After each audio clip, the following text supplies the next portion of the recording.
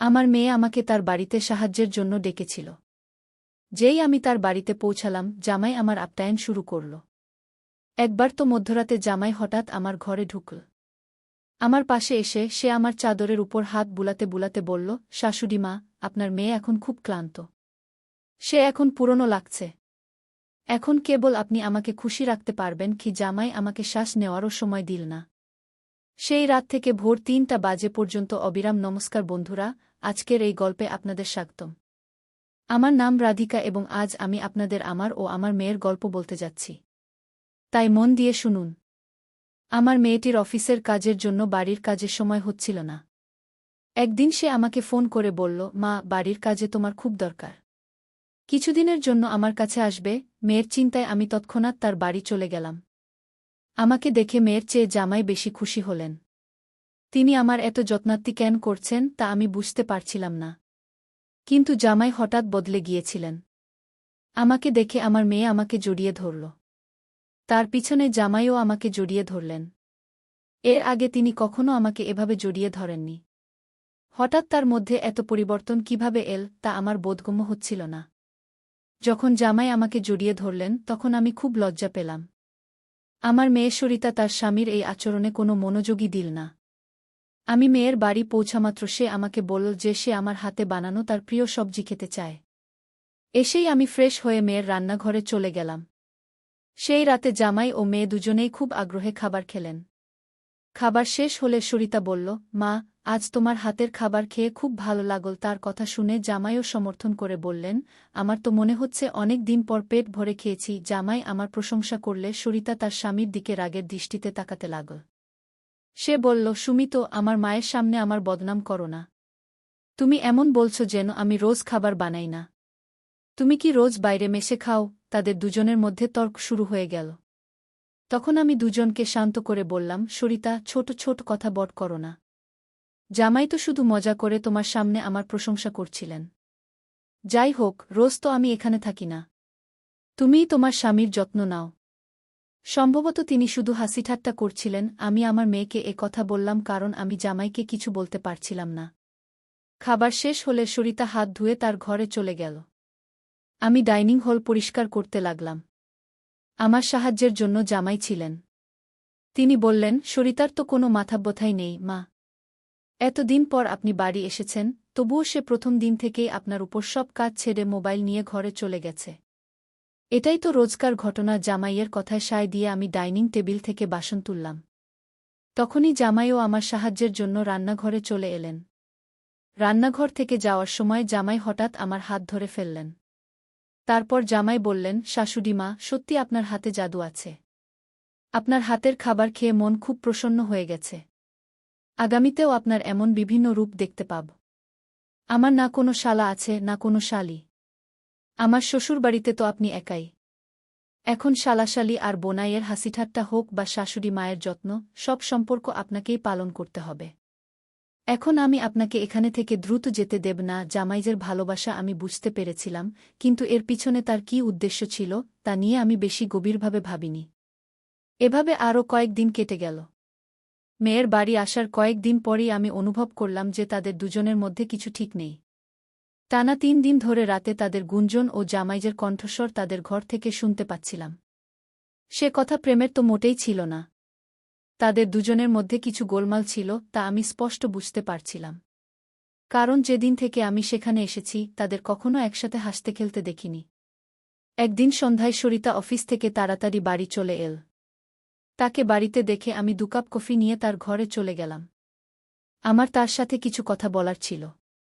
কফির বাহানা নিয়ে আমি তার ঘরে গেলাম। আমি তার হাতে কফির কাপ দিলাম, কিন্তু সে আমার সাথে কথা না বলে মোবাইলে ব্যস্ত ছিল। তখন আমি তার মোবাইল টেনে নিয়ে বললাম, সরিতা, আমাকে এখানে ডাকার উদ্দেশ্য কি এটাই যে আমি তোমাকে মোবাইল নিয়ে খেলতে দেখব?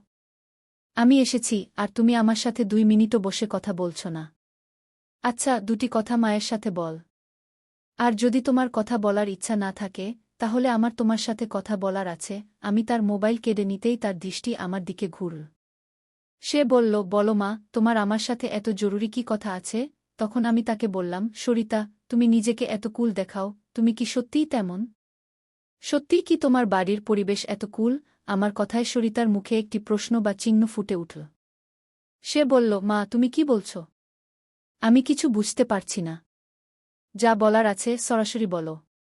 এখন তুমি শিক্ষিকা নও, আর আমি তোমার উসারি স্টুডেন্ট। তুমি আমার সাথে এত কঠোরভাবে কথা বলছ। সারিতার কাঁধে হাত রেখে আমি তাকে বললাম, আরে গত 3 দিন ধরে রাতে তোমার রুম থেকে তোমাদের দুজনের গুঞ্জন শুনতে পাচ্ছি। তোমাদের মধ্যে সব ঠিক আছে তো? এখনই তোমাদের বাচ্চা হবে, এখনই তোমাদের মধ্যে মনোমালিন্য শুরু হয়ে গেল। এখন তো তোমাদের একসাথে পুরো জীবন কাটাতে হবে, এটা সঠিক পদ্ধতি নয়। আমার কথার জবাবে সারিতা বলল, মা, আমাকে বলার বদলে সমীরকে বলো, কারণ সবসময় সেই ঝগড়া শুরু করে। সে দিনও দেখলে না কিভাবে সে খাবারের টেবিলে আমাকে কিছু বলছিল। তারপর সে বলল, মা, এখন তুমিই বলো। আমি অফিসে ক্লান্ত হয়ে যাই, তার উপর ঘণ্টার পর ঘণ্টা ট্রাফিকে আটকে থেকে বাড়ি আসতে হয়। এখন 3 দিন ধরে তুমি বাড়ি এসেছ, তাই আমার একটু স্বস্তি হয়েছে, না হলে রুটি বেলতে বেলতেই আমার চোখে ঘুম চলে আসত। এখন এত ক্লান্তির পরেও আমি সমীরকে কিভাবে সময় দেব? সমীর তো কিছু বুঝতেই রাজি নয়। আর যাই হোক, তোমাকে এখানে ডাকার আইডিয়া তারই ছিল। সে বলছিল যে শাশুড়ি মা এলে তোমারও একটু আরাম হবে। তুমি এলে তার খাবারের অভিযোগও একটু কমেছে, না হলে সবসময় এটা সেটা নিয়ে বকাবকি চলত। তোমাকে ডাকার আগে সে বলছিল যে যখন আমার শাশুড়ি মা আসবেন, তখন আমি তাদের দিয়ে সব ইচ্ছা পূরণ করাব। এখন তোমার জামাই তোমার থেকে কি ইচ্ছা পূরণ করাতে চায় তা তুমিই দেখো। তার অভিযোগ থেকে আমার একটু স্বস্তি হয়েছে। সারিতার কথা শুনে আমার মনে হল যে সত্যিই তার কাজের জন্য সময় মিলছে না, তাই সমীরের খাওয়া দাওয়ার সমস্যা হচ্ছে। আর সম্ভবত এজন্যই তারা আমাকে কয়েক দিনের জন্য ডেকে এনেছে। কিন্তু জামাই আমার থেকে আরও ইচ্ছা পূরণ করাতে চায়, এটা আমার জানা ছিল না। সারিতার কথা শুনে আমার মনে হল যে তাদের মধ্যে সাধারণ ঝগড়া আছে, যা তারা নিজেরাই মিটিয়ে নেবে, তাই আর আমি সারিতাকে বোঝালাম না।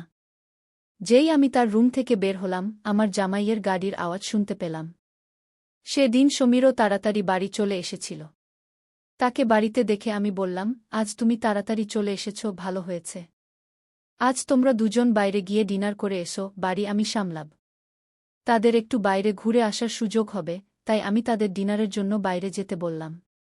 কিন্তু জামাই বলল, শাশুড়ি মা, হোটেলে যাওয়ার দরকার নেই। আজ আমার বসের 50তম জন্মদিন। বস জন্মদিনের উপলক্ষে একটি 5 স্টার হোটেলে পার্টি রেখেছে এবং আমাদের বিশেষভাবে সেই পার্টিতে ডেকেছে। সমীরের কথা শুনে আমি বললাম, আরে বাহ! তাহলে তোমরা দুজন তাড়াতাড়ি ভালো করে প্রস্তুত হয়ে যাও এবং একসাথে পার্টিতে যাও। তখন জামাই বলল, শাশুড়ি মা, আমরা দুজন একা যাব না। বস পুরো পরিবারকে ডেকেছে, আর তুমিও আমাদের পরিবারের অংশ, তাই তুমিও আমাদের সাথে চলো। তখন সারিতাও আমার সাথে জিদ করতে লাগল। সে বলল, মা, বাড়িতে তুমি একা বসে কি করবে? তুমিও আমাদের সাথে চলো, তোমারও ভালো লাগবে। যেই থেকে তুমি এলে আমি তোমাকে কোথাও ঘুরাতে নিয়ে যাইনি।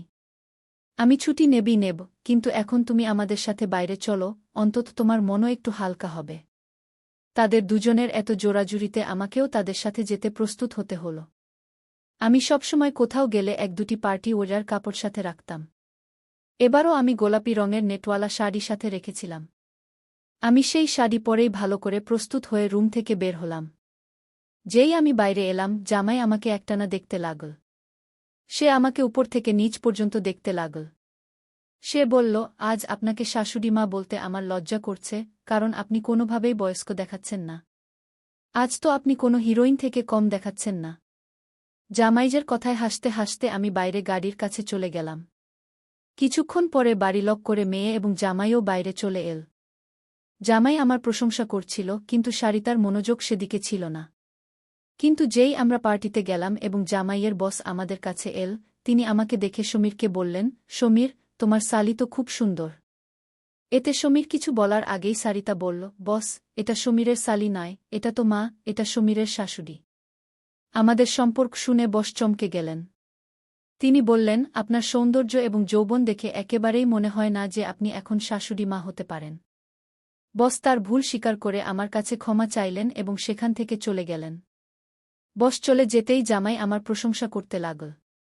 সে বলল, সত্যিই শাশুড়ি মা, আজ তো আপনি সারিতার চেয়েও বেশি সুন্দর দেখাচ্ছেন। সত্যিই স্ত্রী তো এমনই হওয়া উচিত। এমন বলে জামাই আমার হাতে তা খিলি মেরে হাসতে লাগলেন, কিন্তু তার এই মজাক সারিতা রাগ করে আমার দিকে তাকাতে লাগল। এখন আমি ধীরে ধীরে জামাইয়ের দৃষ্টির অনুভূতি পেতে শুরু করেছিলাম। কিছুক্ষণ পর আমরা বাড়ি ফিরতে বের হলাম। বাড়ি পৌঁছেই সারিতা আর আমি একসাথে গাড়ি থেকে নামলাম। গাড়ি থেকে নামার পরই সারিতা আমাকে বলল, মা, আজকের পর তোমাকে এত সাজতে গুছতে হবে না। তোমার বয়স অনুযায়ী চলতে শেখো। খুর আগে তীব্র কথা বলে সারিতা পা ঠুকতে ঠুকতে বাড়ির ভেতর চলে গেল। আমি তার রাগ কিছু বুঝতে পারলাম না। আসলে আমার তো কোনো বিষয়ে রাগ হওয়ার প্রশ্নই ছিল না। তবুও সারিতা আমার উপর রাগ করে পা ঠুকতে ঠুকতে বাড়ির ভেতর চলে গিয়েছিল। নাদান মেয়ে ভেবে আমি তার কথাকে উপেক্ষা করলাম এবং বাড়িতে গিয়ে আমার রুমে চলে গেলাম। কিছুক্ষণ পর ফ্রেশ হয়ে আমি রাতে ঘুমানোর জন্য নাইট গাউন পরলাম। প্রতিদিনের মতো ঘুমানোর আগে আমি হাত পায়ে বডি লোশন লাগালাম। ঠিক তখনই হঠাৎ দরজায় কড়া নাড়ল। দরজায় জামাই দাঁড়িয়েছিলেন। আমাদের চোখাচোখি হতেই জামাই বললেন, শাশুড়িমা, ভেতরে আসতে পারি? এই বাড়ি তারই ছিল, তবুও তিনি রুমে আসার জন্য আমার অনুমতি নিচ্ছিলেন। আমি বললাম, এই বাড়ি তো আপনারই, আমার অনুমতি নেওয়ার কি দরকার? আপনি এখানে যে কোনো সময় আসতে পারেন। তারপর হেসে জামাই রুমের ভেতর চলে এলেন। তিনি আমার দিকে তাকিয়ে বললেন, শাশুড়িমা, সত্যি আজ আপনি খুব সুন্দর দেখাচ্ছিলেন। আসলে আমি আপনাকে বলতে চেয়েছিলাম যে আপনি এখনও তরুণী এবং সুন্দর দেখতে। কখনো কখনো সত্যি আপনাকে শাশুড়িমা বলতে আমার লজ্জা হয়। কখনো কখনো আপনার নাম ধরে ডাকতে ইচ্ছা করে। সত্যি আপনি সারিতার বোনের মতো লাগেন। কিছুক্ষণ আগে সারিতার আগে আপনাকে যা বলেছিল আমি সব শুনেছি। তার কথায় কান দেবেন না। আর হ্যাঁ, একটি গুরুত্বপূর্ণ কথা হল, সারিতার কথা মাথায় নিয়ে আপনি আপনার জীবনযাত্রা একদম বদলাবেন না। আপনি যেমন আছেন, খুব ভালো আছেন। জামাইজের মুখে নিজের প্রশংসা শুনে আমার মন খুশিতে ভরে গেল। যদি ৪৫ বছরের কোনো মহিলার সাথে ২১ বছরের তরুণীর তুলনা করা হয়, তবে স্বাভাবিকভাবেই সেই মহিলা খুশি হবেন। তখন আমার সাথেও তাই হয়েছিল। জামাইজের প্রশংসায় আমি লজ্জা পেয়েছিলাম। সেই দিনের পর জামাইয়ের সীমা বাড়তে শুরু করল। ৪ দিন পর আমি আমার মেয়ের রুম থেকে তাদের ঝগড়ার আওয়াজ শুনতে পেলাম। আমি আমার রুম থেকে উকি দিয়ে সব শুনছিলাম। ঠিক তখন জামাই রুম থেকে বেরিয়ে আসতে দেখলাম। জামাইকে বেরিয়ে আসতে দেখে আমি তাড়াতাড়ি আমার রুমে চলে গেলাম। আমি রুমের লাইট বন্ধ করতে যাচ্ছিলাম, তখন সমীর আমার রুমে চলে এল। সে বেশ রাগান্বিত দেখাচ্ছিল। আমি তাকে এক গ্লাস পানি দিয়ে জিজ্ঞাসা করলাম, সব ঠিক তো? এতে জামাই বললেন, শাশুড়িমা, আপনার মেয়ে আর আপনার মধ্যে কত পার্থক্য। বিয়ের পর স্বামীর সাথে কেমন আচরণ করতে হয়, তাকে কিভাবে খুশি রাখতে হয়, আপনি সারিতাকে কিছুই শেখাননি। যখনই আমি তার কাছে যাই, সে আমাকে শুধু বলে, আমি খুব ক্লান্ত হয়ে গেছি। আপনার মেয়ে এখন পুরোপুরি বুড়ি দেখতে শুরু করেছে। তার সামনে আপনি তরুণী লাগেন। কোথায় আপনার যৌবন, আর কোথায় সারিতার সময়ের আগে আসা বার্ধক্য? আমি শান্ত হয়ে সমীরের সব কথা চুপচাপ শুনলাম। তার কথা শেষ হতেই আমি তাকে বোঝাতে বললাম, জামাইজি, আপনি রাগ করবেন না।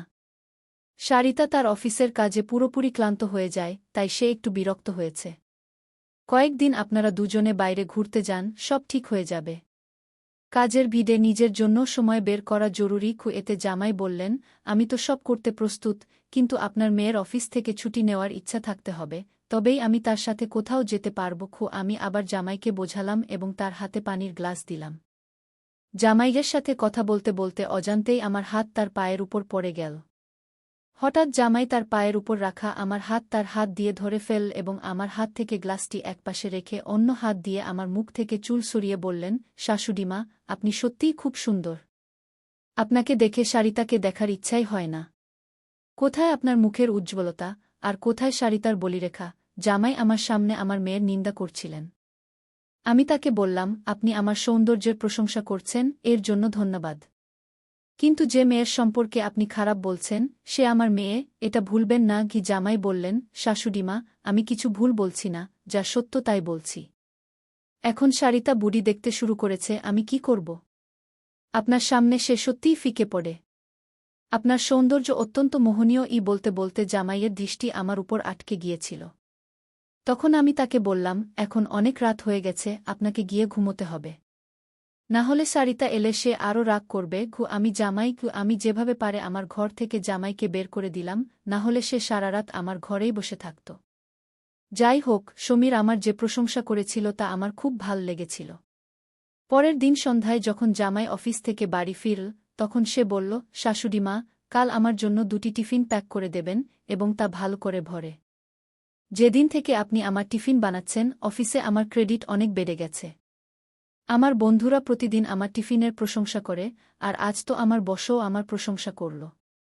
সবাই ভাবল আমার স্ত্রী এত ভালো খাবার বানিয়েছে, কিন্তু আমি সবাইকে ভুল ভাঙিয়ে দিলাম এবং বললাম যে এই জাদু আমার স্ত্রীর হাতে নয়, আমার শাশুড়ি মায়ের হাতে। কাল আমার বস আপনার কাছ থেকে টিফিন চেয়েছে, এবং হ্যাঁ, টিফিনের সাথে আপনাকেও ভালো করে প্রস্তুত থাকতে হবে, কারণ বস আপনাকে দেখা করার জন্য ডেকেছে। আমার বন্ধুরাও আপনাকে দেখতে চায়। জামাই আমার প্রশংসায় পুল বাজছিল, তখনই সরিতা সেখানে বসেছিল।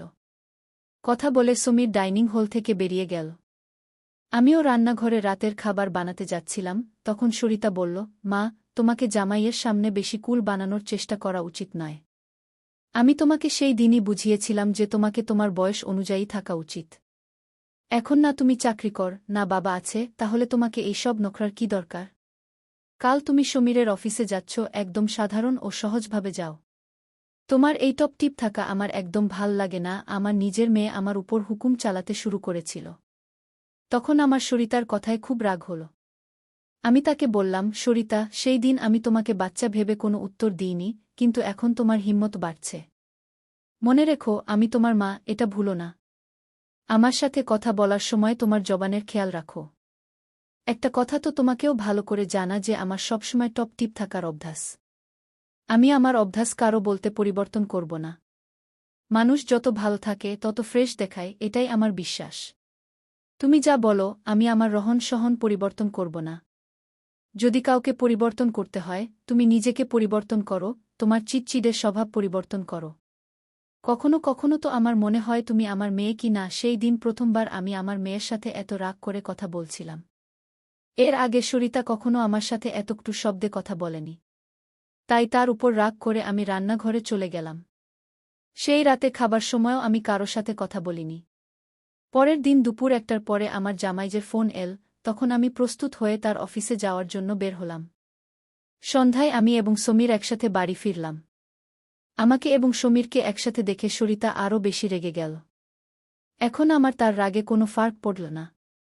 সে তো তার স্বামীকেও খুশি রাখতে পারল না। আমি এখন তার থেকে কোনো রকমের আশা রাখিনি। কিন্তু এদিকে আমার জামাই এখন আমার সাথে খুব ভালো ব্যবহার করতে শুরু করেছিল। প্রতি 2-3 দিনে সে আমাকে বলত যে তার অফিসে তার বন্ধুরা বা কখনো তার বস আমাকে দেখতে ডেকেছে। সেই দিনও সকালে নাস্তা করার সময় জামাই আমাকে বলল, শাশুড়িমা, বাড়ির সব কাজ দ্রুত সেরে ফেলুন, কারণ আজও আপনাকে অফিসে যেতে হবে। আমি তার কথায় সম্মতি জানালাম। যেই সমীর অফিসের জন্য বের হল, সরিতা আমাকে ঘিরে ফেল। সে বলল, মা, আমি কয়েকদিন ধরে দেখছি প্রতিদিন তুমি জামাইয়ের অফিসে যাচ্ছ, সন্ধ্যায় তার সাথে হাসি খেলি করে বাড়ি ফিরছ। এখনও তোমাদের দুজনের মধ্যে শাশুড়ি বুমার সম্পর্ক টিকে আছে, নাকি সীমা পার হয়ে গেছে? তখন সরিতা কিছুটা বেশি বলে ফেলেছিল। আমি তার উপর জোরে চিৎকার করলাম, তবুও সে এতে কিছুই যায় আসে না। সে বলল, আমার উপর চিৎকার করার বদলে একবার ভেবে দেখো, তোমার এবং তোমার জামাইয়ের সম্পর্ক কোন দিকে যাচ্ছে। যদি আমার কথা বুঝতে না পারো, তাহলে তুমি এখান থেকে যেতে পারো। তার কথা শুনে আমার চোখ থেকে অশ্রু গড়িয়ে পড়তে লাগল। আমার অশ্রুর প্রতি কোনো ভ্রুক্ষেপ না করে সরিতা অফিসে চলে গেল। তারপর 5 ঘন্টা কেটে গেল, কিন্তু আমি আমার ঘরে বসে অশ্রু বিসর্জন দিয়ে যাচ্ছিলাম। সমীর একের পর এক ফোন করছিল, কিন্তু আমি ফোন উঠাতে অস্বীকার করলাম। 5 ঘন্টা পর আমি নিজেকে সামলে নিলাম এবং আমার ব্যাগ প্যাক করতে শুরু করলাম। যেই আমি সরিতার বাড়ি থেকে বের হওয়ার জন্য দরজা খুললাম, ঠিক তখনই দেখলাম বাইরে আমার জামাই গাড়ি পার্ক করছে। আমাকে হঠাৎ যেতে দেখে সে আমার হাত ধরে ফেল এবং সরাসরি বাড়ির ভিতরে নিয়ে এল। ঘরে পৌঁছামাত্র সমীর আমার ব্যাগ খালি করে দিল। সে বলল, শাশুড়িমা, এ কি হচ্ছে? আপনি কিছু না বলে এখান থেকে কেন যাচ্ছেন? আমি তাকে সরিতার কথা কিছু বললাম না। আমি বললাম, আমার কারণে হয়তো তোমাদের সম্পর্কে দূরত্ব তৈরি হচ্ছে। এখন আমারও এখানে আসতে অনেক দিন হয়ে গেছে। আমি আমার মেয়ের সংসার ভাঙতে চাই না। তোমরা তোমাদের জীবনে সুখে থাকো। এখন আমাকে এখান থেকে যেতে হবে গি। আমি আবার আমার ব্যাগ প্যাক করতে শুরু করলাম, তখনই জামাই আমাকে তার দিকে ঘুরাল। তারপর আমার কাঁধে হাত রেখে সে বলল, শাশুড়িমা, নিশ্চয়ই সরিতা আপনাকে কিছু কটু কথা বলেছে। আমি আগেই আপনাকে বোঝানোর চেষ্টা করেছি যে তার কথায় কান দেবেন না। সে বোকা, নিজেকে সামলাতে জানে না। আমার মনে হয় আপনার মেয়ে আপনাকে ঈর্ষা করতে শুরু করেছে। যারা ঈর্ষা করে তারা দোয়া করে না। তাই আপনিও নিশ্চিন্তে সুখে থাকুন গ। সমীর আমাকে হাসানোর চেষ্টা করতে লাগল। আমার চোখের অশ্রু দেখে সে আমার অশ্রু মুছে দিল এবং বলল, কারো কথায় এত হতাশ হবেন না।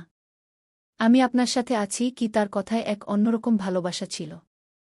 সেই দিনের পর থেকে প্রতিদিন রাতে যখন সরিতা ঘুমিয়ে পড়ত, সমীর আমার ঘরে আসতে শুরু করল।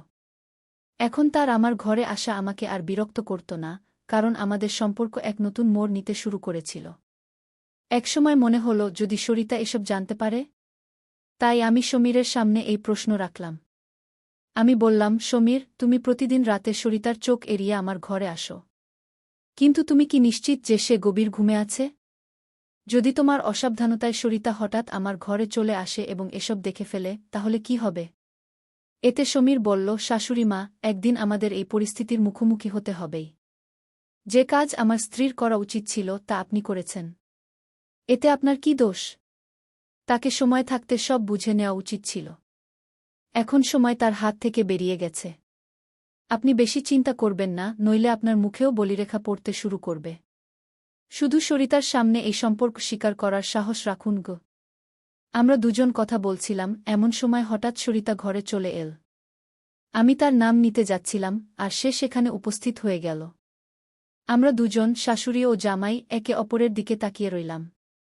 সরিতা আমাদের একসাথে দেখে শুধু আমাদের দিকে তাকিয়ে রইল। সে বলল, আমার তোমাদের দুজনের উপর আগে থেকেই সন্দেহ ছিল। সমীর, তুমি কি ভেবেছিলে যে তুমি প্রতিদিন রাতে আমাকে ফাঁকি দিয়ে যাও এবং আমার কিছুই জানা হয় না? আমি শুধু সুযোগের অপেক্ষায় ছিলাম, কারণ আমি তোমাদের দুজনকে রঙে হাতে ধরতে চেয়েছিলাম। এখন আমি তোমাদের সব কথা রেকর্ড করেছি এবং তোমাদের এই অবস্থাতেও দেখে ফেলেছি। সরিতা কথা বলছিল, এমন সময় সমীরের ফোন বেজে উঠল। সে আমার হাত ছেড়ে দিল এবং ঘর থেকে বেরিয়ে গেল। কিছুক্ষণ আগে সে যখন আমাকে বোঝাচ্ছিল, তখন সে আমার হাত ধরে রেখেছিল। কয়েক মিনিট পর সে এক ব্যক্তিকে নিয়ে ঘরে ফিরে এল। সেই তৃতীয় ব্যক্তি আর কেউ নয়, সমীরের বস। তাকে অর্ধরাতে বাড়িতে দেখে সরিতা হতবাক হয়ে গেল। সে বসের দিকে তাকিয়ে বলল, আপনি এই সময় এখানে কি করছেন? বস অবাক হয়ে সরিতার দিকে তাকিয়েছিলেন।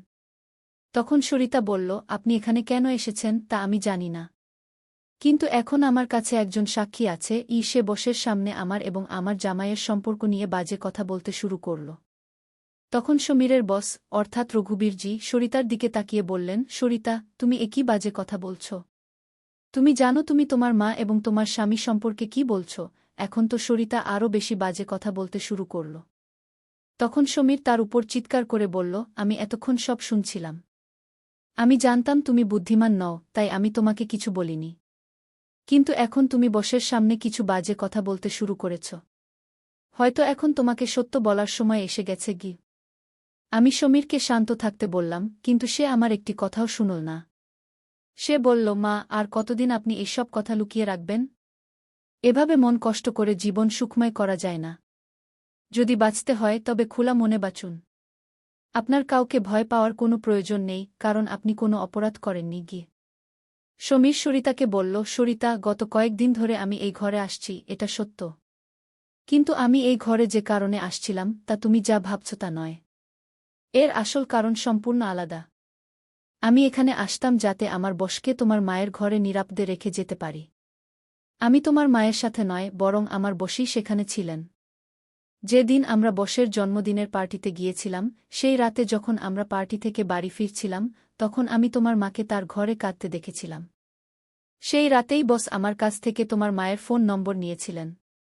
সেই রাতে বস বারবার তোমার মাকে ফোন করছিলেন।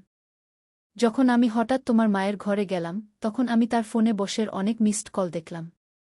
পরের দিন আমি বসকে এ বিষয়ে জিজ্ঞাসা করলাম, তখনই আমি সত্যি জানতে পারলাম। এক সময় ছিল যখন তোমার মা এবং বস একই কলেজে পড়তেন।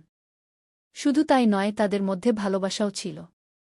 কিন্তু পরিবারের চাপের কারণে তারা একসাথে জীবন কাটাতে পারেননি। ভাগ্য তাদের ৩-০ বছর পর আবারও মুখোমুখি দাঁড় করিয়ে দিল।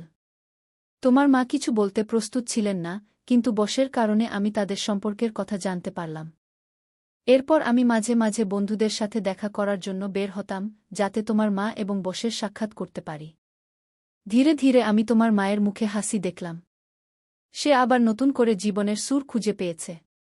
কিন্তু তুমি ভুল বুঝেছ এবং মায়ের উপর অযথা অভিযোগ এনেছ। সরিতা বলল, সমীর, তুমি আমার মাকে তার প্রেমের সাথে মিলিত হতে এত প্রচেষ্টা করছিলে। তুমি জামাই হয়েও কোনো আপত্তি করছিলে না এবং আমার মাকে আবার বাঁচার সুযোগ দিচ্ছিলে। আমি এগিয়ে গেলাম এবং সরিতাকে কান্নাভেজা চোখে বললাম, আমাকে ক্ষমা করে দাও, মা। আমার এই বয়সে এগুলো করা উচিত ছিল না। আমাকে রঘুবীরের সাথে আবার দেখা করা উচিত ছিল না। কিন্তু তুমি চিন্তা করো না, সকাল হতেই আমি এখান থেকে চলে যাব। আমি রঘুবীরের সাথে আর কখনো দেখা করব না। আমার চোখে অশ্রু দেখে সরিতা বলল, মা, আমাকে ক্ষমা করে দাও।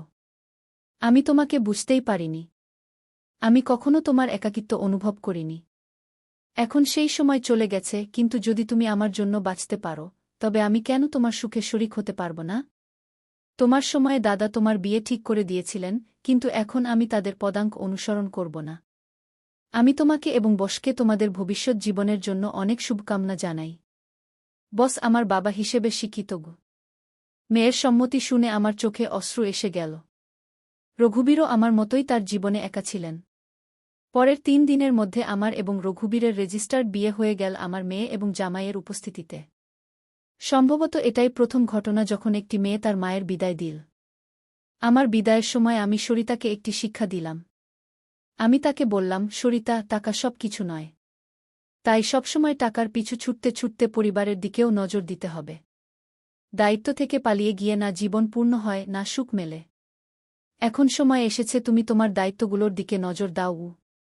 সরিতা আমার কাছে প্রতিশ্রুতি দিল যে আগামীতে সে তার পরিবারের দায়িত্ব পালনে পিছপা হবে না। আমার বিদায়ের পর সরিতা পুরো 2 দিনের ছুটি নিল। বিয়ের 2 বছর পর আমার মেয়ে এবং জামাই আবার হানিমুনে গেল। তো বন্ধুরা, বিয়ে এবং প্রেমের কোনো বয়স হয় না। যেখানে হৃদয় মেলে সেখানে সম্পর্কও নিজে থেকেই গড়ে ওঠে। শুধু প্রয়োজন একে অপরকে বোঝার। তো আমার প্রিয় বন্ধু, এটাই ছিল আমাদের আজকের ছোট্ট গল্প। আপনি এই গল্পটি কেমন লাগলো কমেন্ট করে অবশ্যই জানাবেন।